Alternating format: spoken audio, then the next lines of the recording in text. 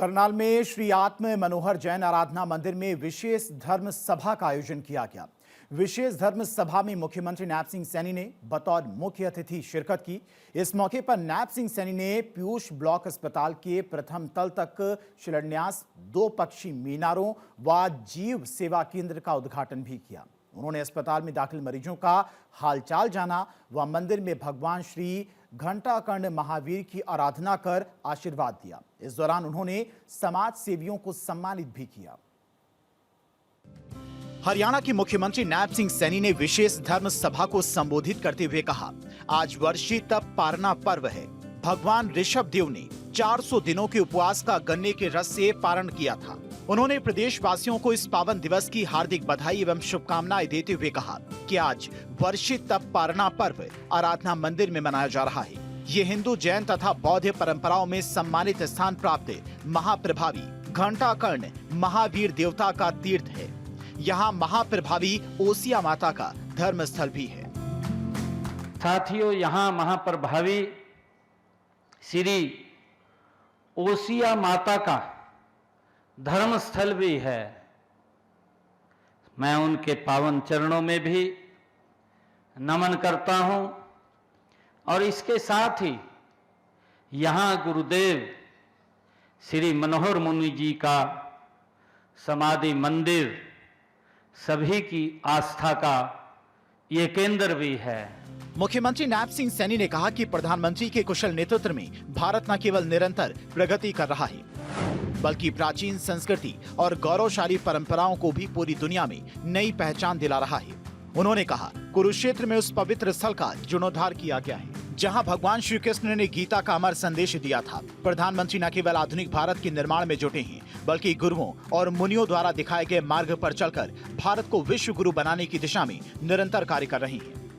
साथियों, हम देख रहे हैं, चाहे पिछले 11 वर्षों में भगवान श्री राम के भव्य और दिव्य मंदिर के निर्माण की बात हो, और चाहे साथियों महाकालेश्वर मंदिर के वहां पर जीर्णोद्धार की बात हो, और साथियों उसके साथ साथ चाहे हमारे काशी में वहां पर उस कॉरिडोर की स्थापना करने की बात हो, निरंतर हमारी संस्कृति का संरक्षण करते हुए भारत को एक विश्व गुरु की तरफ, दुनिया में एक ब्राइट स्पॉट की तरह, एक चमकते सितारे की तरह आदरणीय प्रधानमंत्री जी काम कर रहे हैं।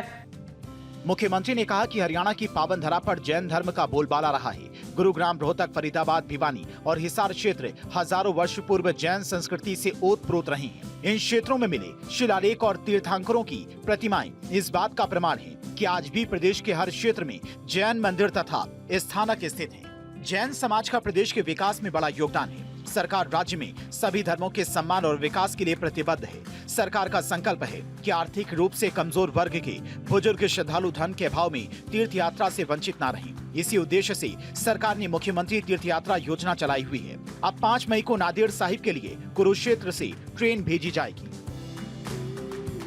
जैन धर्म में कठोर तप व तपस्या का बड़ा महत्व है। साथियों, जैन अनुयायी सालों तक कठोर तप करके मुनि बनता है। हम सब जानते हैं वर्षी तप का भी साथियों जैन धर्म में महान तप तक परंपरा में विशेष स्थान है। मुख्यमंत्री नैब सिंह सैनी ने कहा कि आज जैन धर्म की मूल भावना अहिंसा परमो धर्म पहले से अधिक प्रासंगिक है। ये दुनिया के विभिन्न संघर्षों, युद्धों और हिंसा के बीच में शांति और प्रेम का संदेश दे रही है। इस धर्म का वर्षी तप पारना पर्व आज युवा वर्ग के लिए विशेष रूप से प्रेरणादायी है। ये आत्मनियंत्रण और धैर्य का महत्व समझाता है। यदि युवा पीढ़ी इन मूल्यों को जीवन में अपनाए तो उनके व्यक्तिगत विकास के साथ साथ समाज और राष्ट्र भी प्रगति के मार्ग पर अग्रसर होंगे। साथियों, जैन धर्म ने सदियों से मानव मात्र को जीवन की सच्ची राह दिखाई है। प्रथम तीर्थकर भगवान ऋषभ देव से लेकर 24वें तीर्थकर भगवान महावीर तक, साथियों हर तीर्थकार ने धर्म ध्वजा को ऊंचा किया है। नाथ सिंह सैनी ने कहा कि भगवान ऋषभदेव ने 12 महीने तक निरंतर तपस्या की। उस समय लोग मुनिचार्य भिक्षा की विधि से अभिनज्ञ थे। राजा होने के बावजूद जब वे भिक्षा के लिए जाते तो लोग उन्हें चांदी, मोती और कीमती वस्तुएं भेंट करते थे, जिन्हें वे स्वीकार नहीं करते थे। 12 महीने के लंबे अंतराल के बाद उनके पौत्र श्रेयांश कुमार ने देवी प्रेरणा से उन्हें गन्ने का रस आहार के रूप में प्रदान किया, जिससे उनकी तपस्या का समापन हुआ। उन्होंने कहा कि यह घटना हमें सिखाती है कि सही समय पर किया गया निस्वार्थ दान और सेवा का कितना बड़ा मूल्य होता है। चंडीगढ़ से डॉक्टर थानेश्वर शर्मा की रिपोर्ट, भारत 24।